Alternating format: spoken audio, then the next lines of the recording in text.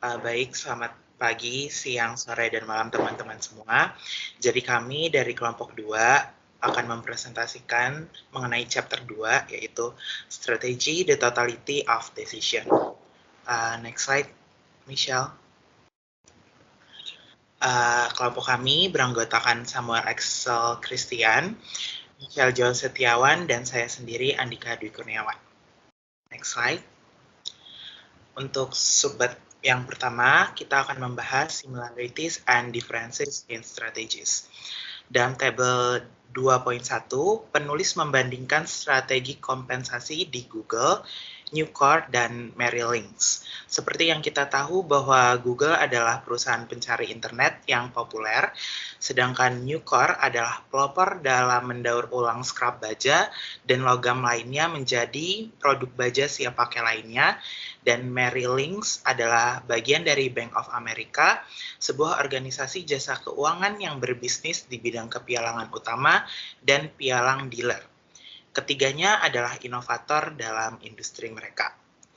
Seperti yang dapat kalian lihat pada tabel, dapat disimpulkan bahwa dari 3 perusahaan ini mempunyai dimensi strategi kompensasi yang sama, tetapi ada juga yang berbeda. Ketiganya merumuskan strategi pembayaran mereka untuk mendukung strategi bisnis mereka. Ketiganya menekankan kinerja dan komitmen pada karyawan. Namun, ada perbedaan besar, misalnya pada Google. Google sendiri merupakan salah satu perusahaan terbesar di dunia dengan nilai pasar sebesar sekitar 350 miliar dolar, di mana Google sendiri memposisikan dirinya sebagai perusahaan rintisan yang penuh dengan semangat. Google menawarkan semua karyawannya opsi kompensasi yang sangat murah hati, yaitu dari adanya makan siang gratis, gym, grand piano, bowling gang, dan roller hockey di tempat parkirnya. Ada juga 25 kafe, di mana kafe tersebut tersebar di berbagai titik di perusahaan mereka, dan semua kafe itu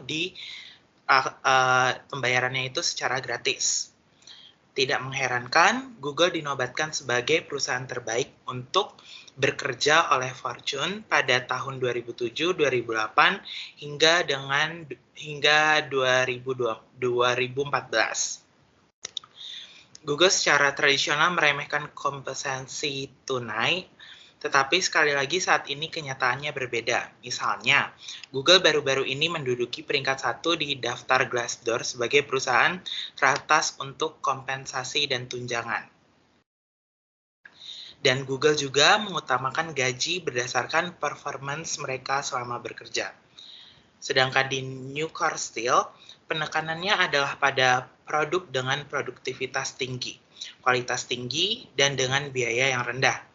Newcore memberikan kesempatan bagi mereka yang mau bekerja keras untuk menghasilkan banyak uang dengan membantu perusahaan menjadi produktif dan menguntungkan. Seorang pekerja per jam dapat menghasilkan $75.000 atau lebih per tahun dibandingkan dengan rata-rata tahunan upah di manufaktur Amerika Serikat sekitar $44.000 saja. Selain itu, Newcore bahkan tidak ada PHK ketika penjualan turun dari $23,7 miliar pada tahun 2008 menjadi $11,2 miliar pada tahun 2009. Jadi, ketika Newcore mengatakan dalam misi perusahaannya bahwa semua pelanggannya penting, termasuk juga karyawan, tindakannya menunjukkan bahwa kata-kata ini dianggap serius. Sedangkan untuk tujuan pembayaran Merrill Lynch sangat mudah, di mana perusahaan memberikan kompensasi berdasarkan seberapa banyak customer tertarik dengan layanan yang ditawarkan. Merrill Lynch sangat bergantung pada sumber daya manusia karyawannya untuk bersaing. Salah satu segmennya adalah Global Markets and Investment Banking. Area yang banyak uang dapat dibuat, tetapi juga di mana banyak uang bisa dibilang bisa hilang. Seperti yang kita lihat selama ini, krisis keuangan di akhir dekade terakhir. Fokus penulis buku adalah pada segmen Global Wealth Management dan kelompok utama, seperti penasehat keuangan atau broker. Merrill Lynch mengalami masa yang penuh dengan gejolak setelah diakuisisi oleh Bank of America dalam kesepakatan yang ditengahi oleh Departemen Keuangan Amerika Serikat.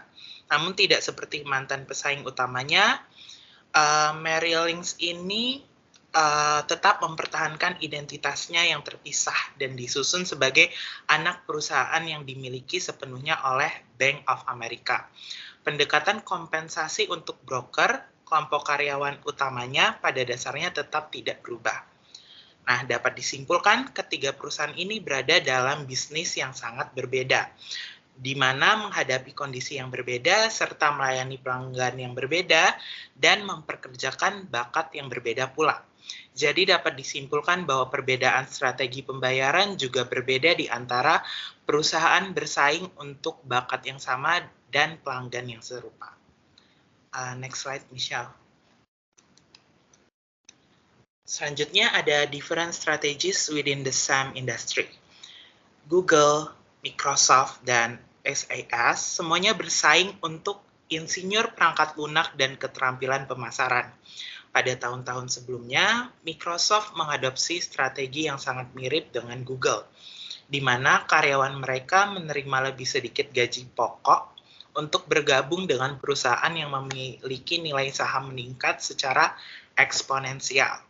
Namun, ketika sahamnya berhenti dengan kinerja yang begitu spektakuler, Microsoft menggeser strateginya untuk meningkatkan basis dan bonus ke persentil ke-65 dari persentil ke-45 dari gaji pesaing.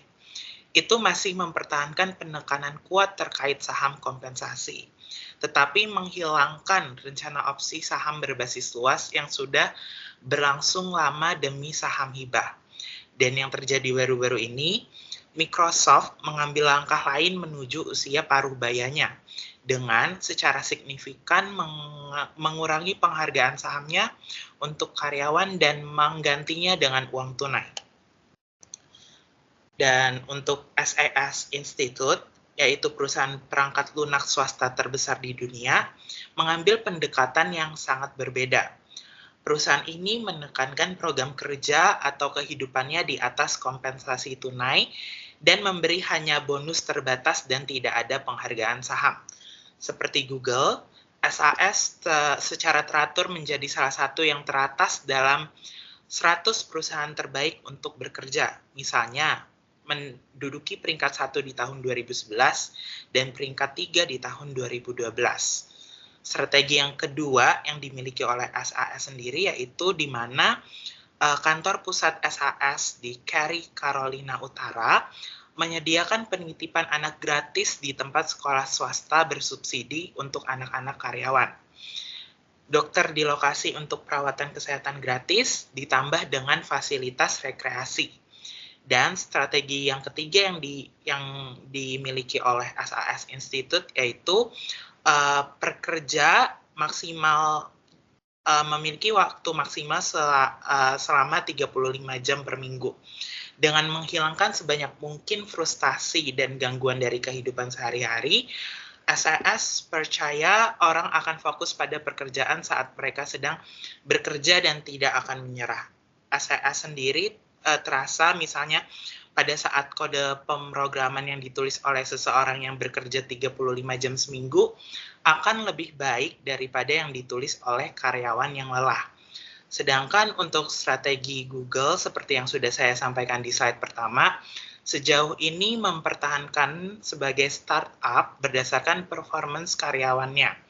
Selain itu, fasilitas yang lengkap pada kantornya yang sudah saya sampaikan juga di slide pertama, dan menerapkan peningkatan 10% secara keseluruhan gaji pokok.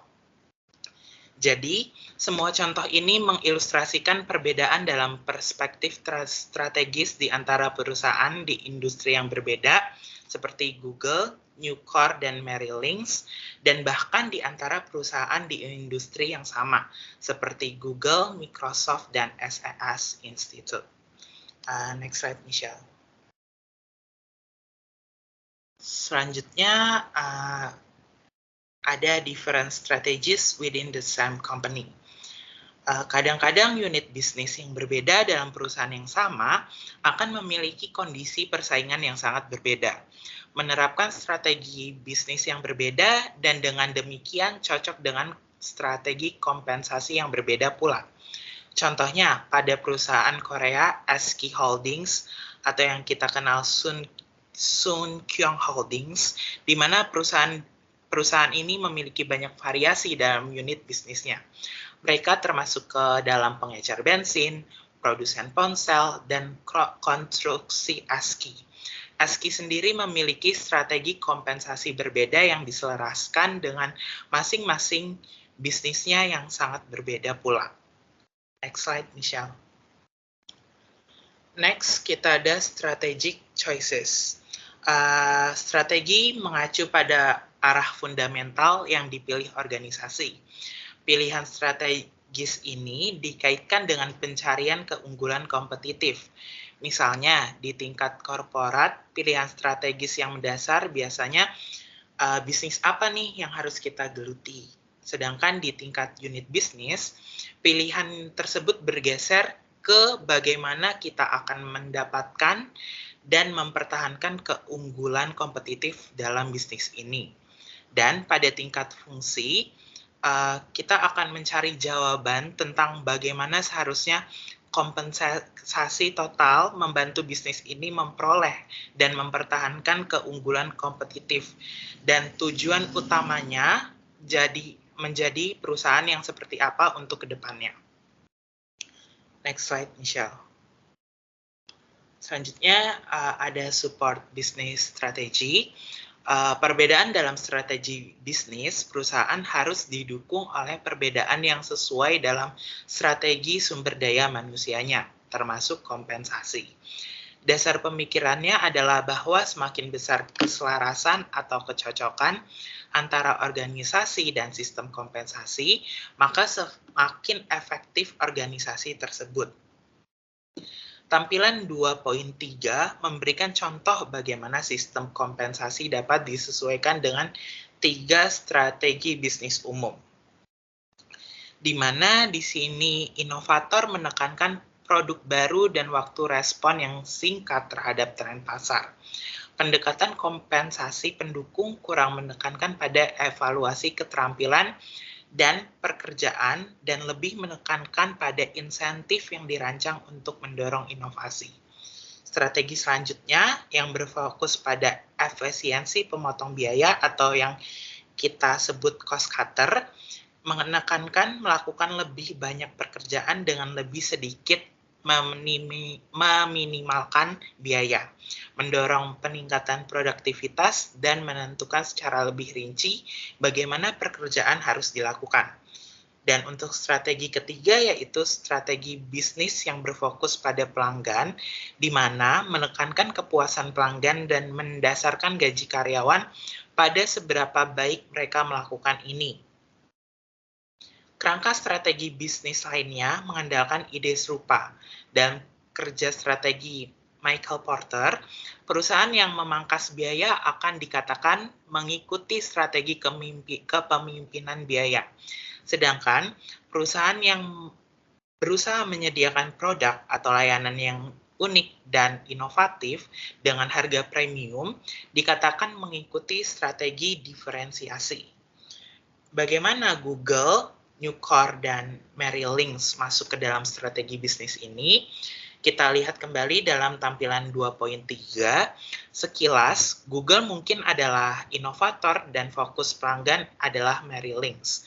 Sedangkan Nucor adalah inovator dalam kemampuannya untuk mendaur ulang baja bekas sekaligus menjadi pemotong biaya khusus atau cost cutter. Dan berfokus pada produktivitas.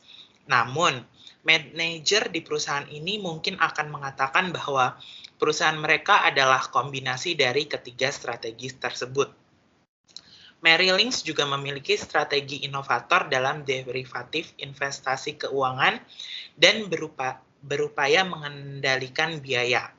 Jadi seperti pembahasan kita tentang yin dan yang di bab sebelumnya, realitas setiap perusahaan adalah perpaduan unik dari ketiga strategi tersebut. Next slide, Michelle.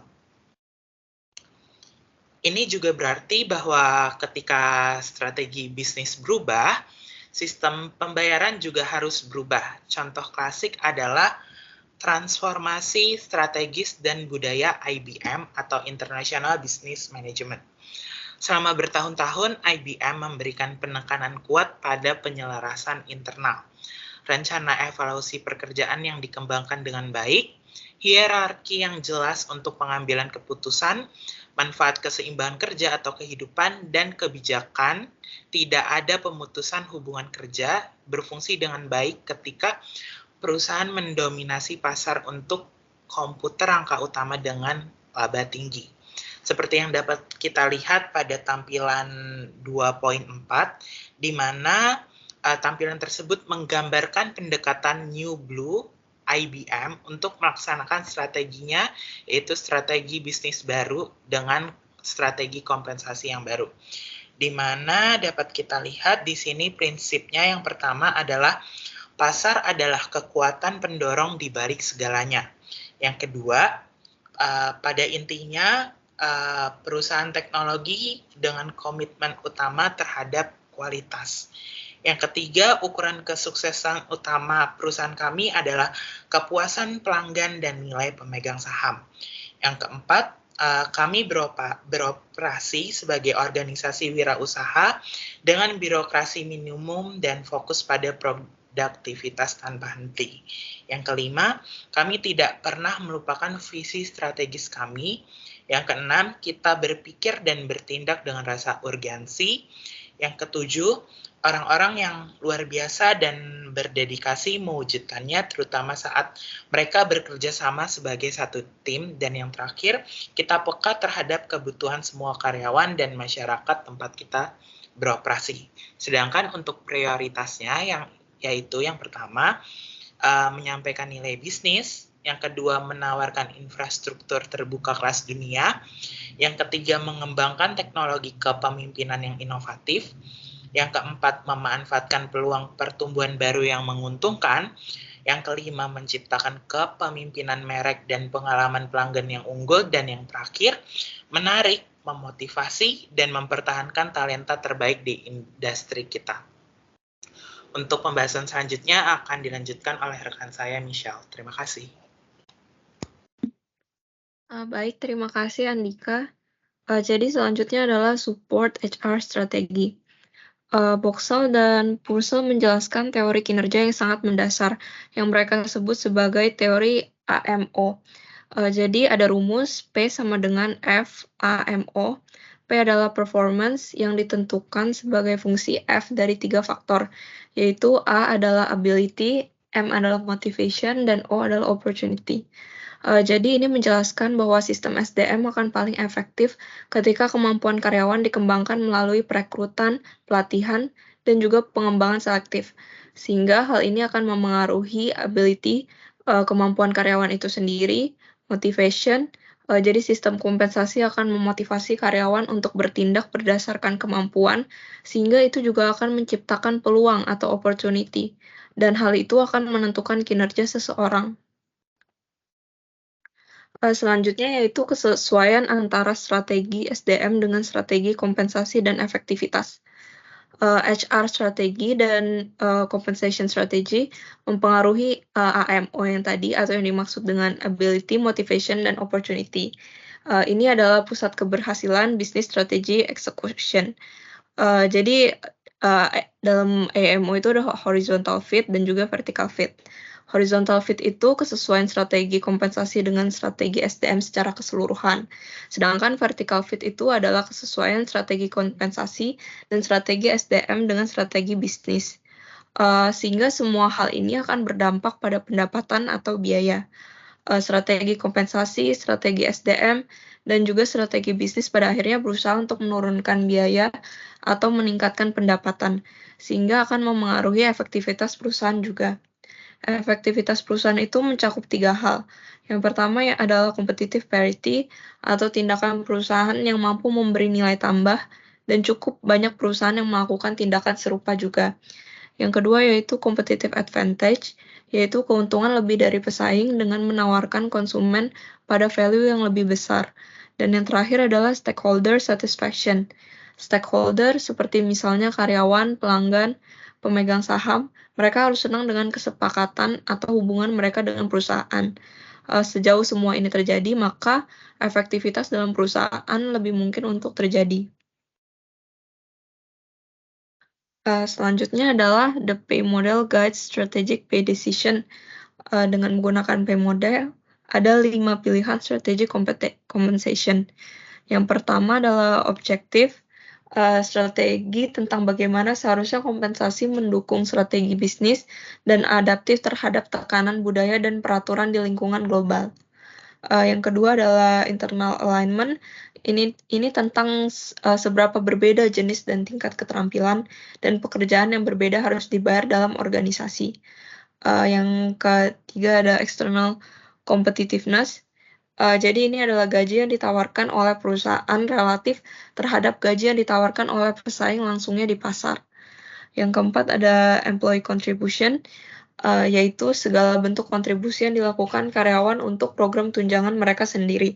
Seperti haruskah kenaikan gaji didasarkan pada kinerja individu atau tim, pada pengalaman dan atau pembelajaran berkelanjutan. Yang terakhir adalah manajemen. Keputusan tentang seberapa terbuka dan transparan, sehingga seharusnya keputusan pembayaran untuk semua karyawan dan juga siapa yang harus terlibat dalam merancang dan mengelola sistem dalam perusahaan. Keputusan-keputusan ini secara bersama-sama membentuk pola yang menjadi strategi kompensasi organisasi. Selanjutnya adalah developing a total compensation strategy. Jadi ada 4 langkah dalam mengembangkan ini. Yang pertama adalah assess total compensation implication. Yang kedua map a total compensation strategy. Yang ketiga implement strategy. Dan yang terakhir adalah reassess. Jadi akan dijelaskan satu persatu. Step pertama adalah assess total compensation implication. Ada beberapa faktor dalam lingkungan bisnis yang berkontribusi pada kesuksesan perusahaan. Faktor-faktor tersebut adalah business strategy and competitive dynamic. Ini mencakup pemahaman tentang industri tertentu, di mana organisasi beroperasi dan bagaimana rencana organisasi untuk bersaing dalam industri tersebut.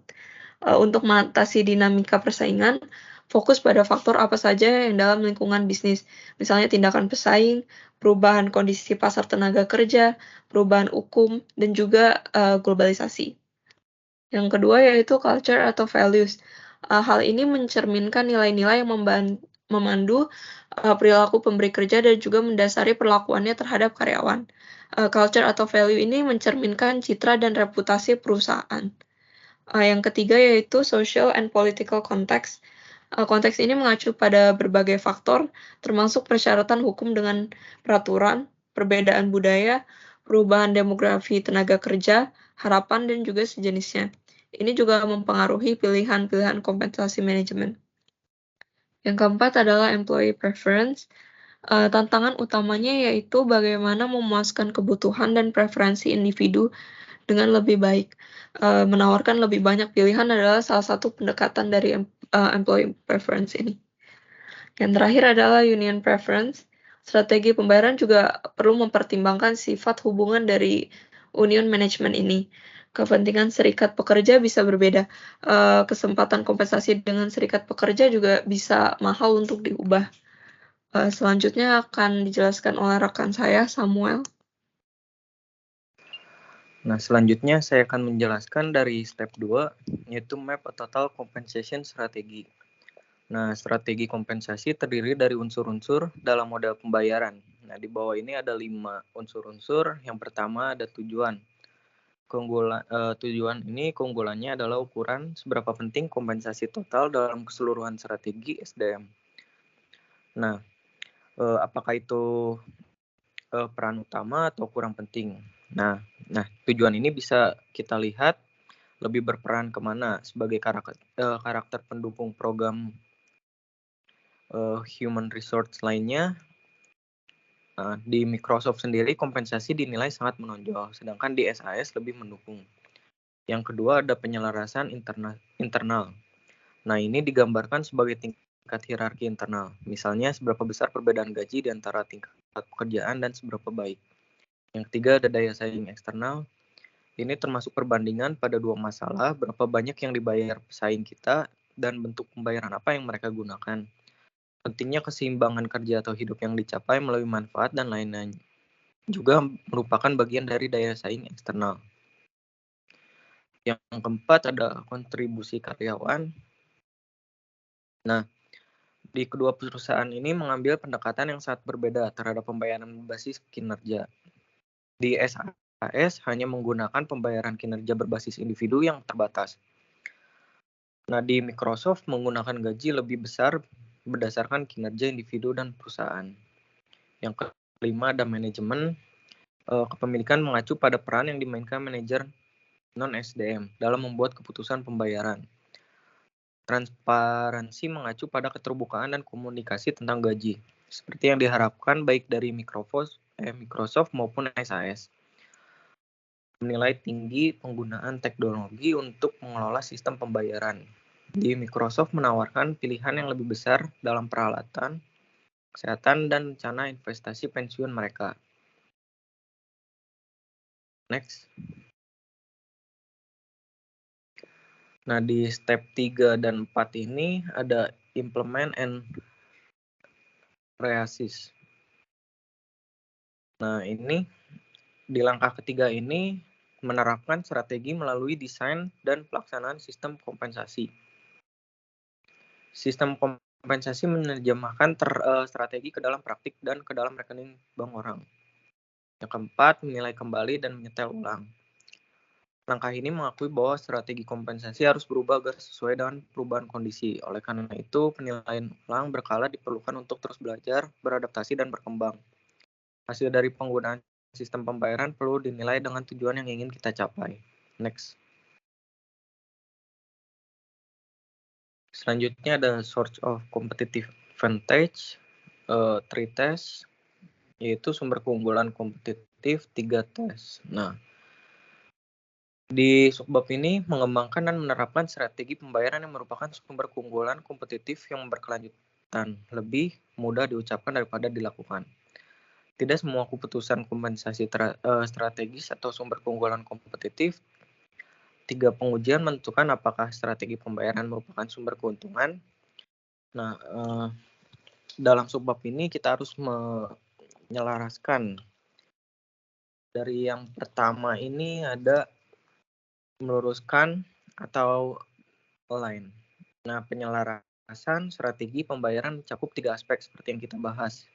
Yang pertama menyelaraskan dengan strategi bisnis, yang kedua menyelaraskan secara eksternal dengan kondisi ekonomi dan sosial politik. Dan yang ketiga menyelaraskan secara internal di dalam sistem SDM secara keseluruhan. Alignment adalah tes yang paling mudah untuk dilewati. Yang kedua ada differentiate atau membedakan.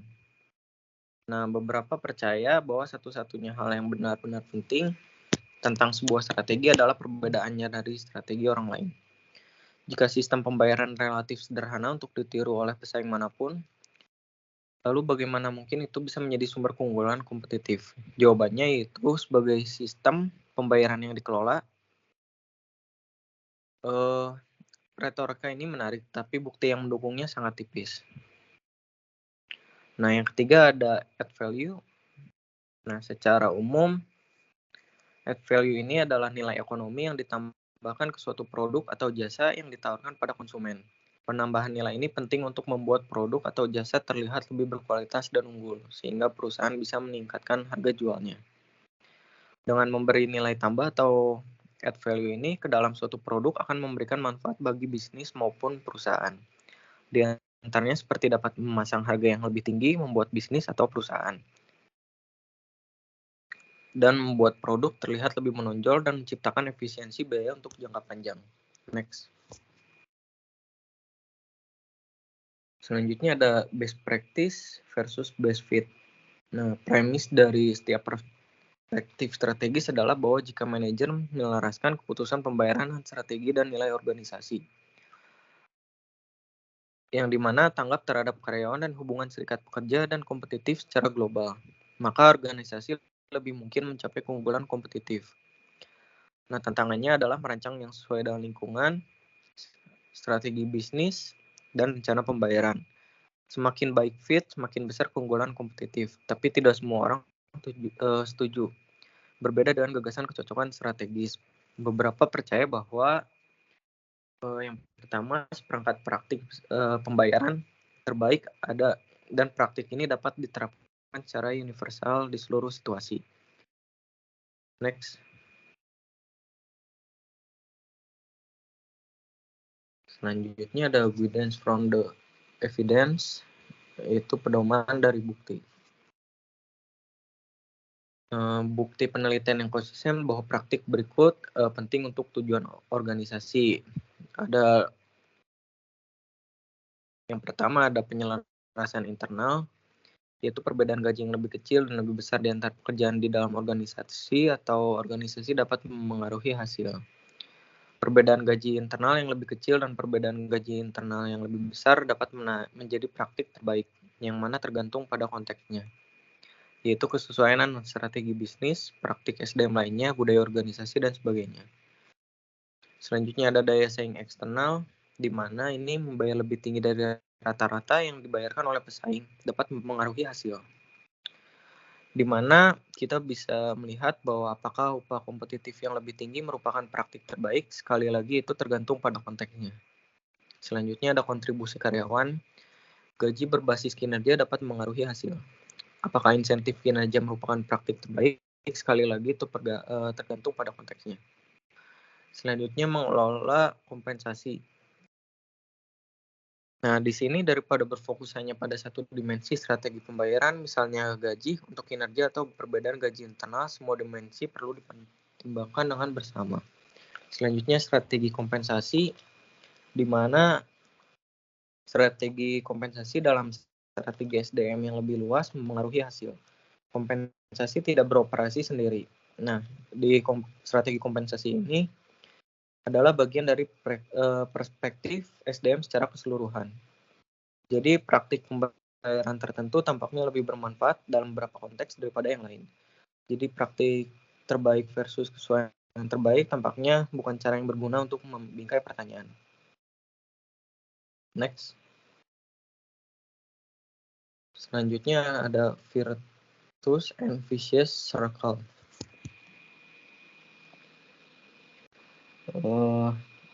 Dalam gambar tersebut ada beberapa penelitian yang menganalisis strategi pembayaran sebagian dari pendekatan tempat kerja yang berkinerja tinggi yang dibahas sebelumnya. Nah, di gambar ini penelitian ini berfokus pada pekerjaan dan tempat kerja tertentu seperti perwakilan penjualan dan layanan di call service center dan pekerjaan pabrik.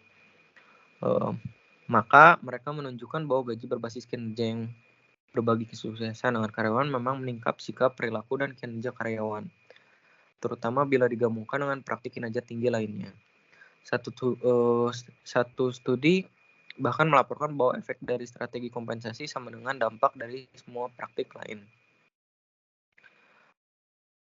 Nah, dengan demikian penelitian ini tampaknya menunjukkan bahwa pembayaran berbasis kinerja mungkin merupakan praktik terbaik dalam situasi yang tepat, di mana sistem insentif tidak membuahkan hasil dari mereka mengasingkan karyawan atau menyebabkan penyelidikan pemerintah tentang kemungkinan manipulasi opsi saham. Next. Sekian presentasi dari kelompok kami. Mohon maaf bila ada salah-salah kata. Semoga materi yang kami sampaikan bisa bermanfaat. Terima kasih.